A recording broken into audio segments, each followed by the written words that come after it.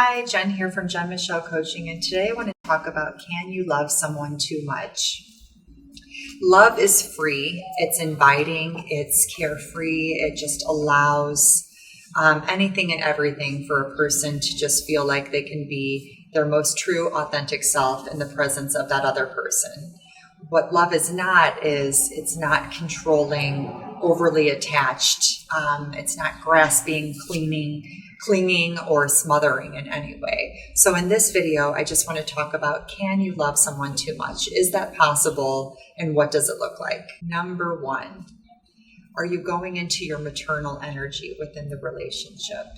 This can mean that we have a tendency to smother or hover or fix, make sure everybody's comfortable and okay. It can present as overgiving. It can be kind of making a little fuss, making sure everything's just set up properly, that his needs are met, that he's comfortable. Is anything wrong?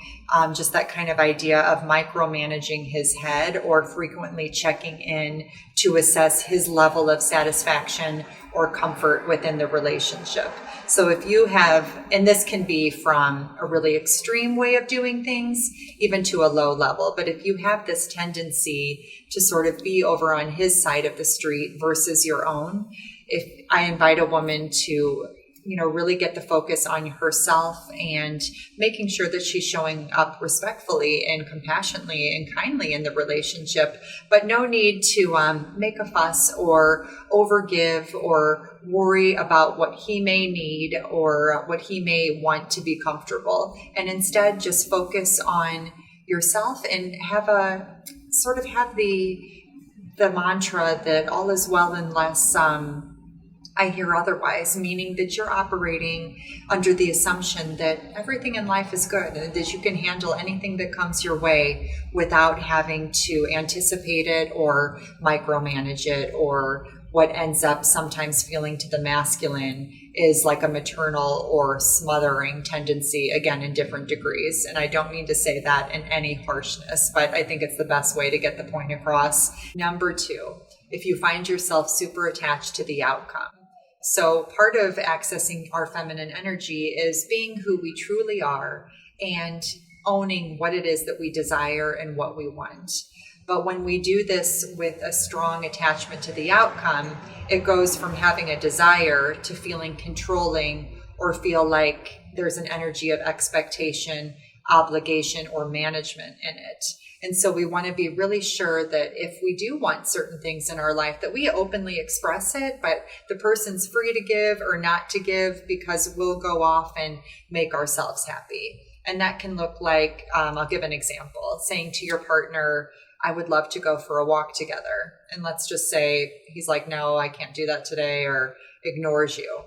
Instead of, having that turn into something, off you go to take the walk or do something that fills your cup up and makes you happy. So you're able to have that flexibility and to do what you need to do to take care of yourself without any pressure or expectation for him needing to do something to make you happy, and really owning it and taking your power back in that sense. Number three, taking action that's filled with an undercurrent of fear, insecurity, or anxiety. So having some of those, pesky, scary thoughts that creep in. What if this happens? Or what if he thinks this? And what if, whatever it may be that you're scared of or that shows up for you from time to time, not letting that be the space you take action from.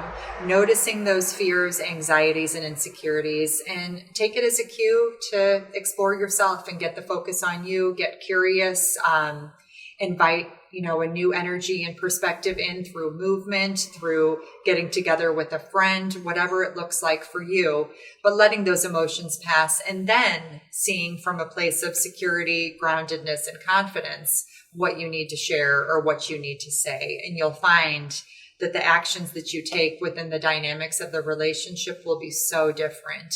And he will feel this. He will feel that you're a woman who thinks highly of herself and who's thoughtful and aware and isn't, run by insecurity, anxiety, or fears in the relationship, which will then invite him to just open up and move closer when he's in your presence. And so everything in this work of feminine energy really starts with how much we're willing to explore and love ourselves deep down. And so these are some ways that you can sink deeper into that and show up in the relationship authentically as the woman that you truly are, without letting any of these distractions or low vibe behaviors get in the way. If you like this content and you would like to hear more about the services and the work I do with women, please check out my site at jenmichellecoaching.com. You can check out my programs there that I offer, as well as my blog, and download my complimentary guide, Magnetic Sensitivity. Sending you so much love, and I look forward to hearing from you. Please feel free to share any comments below.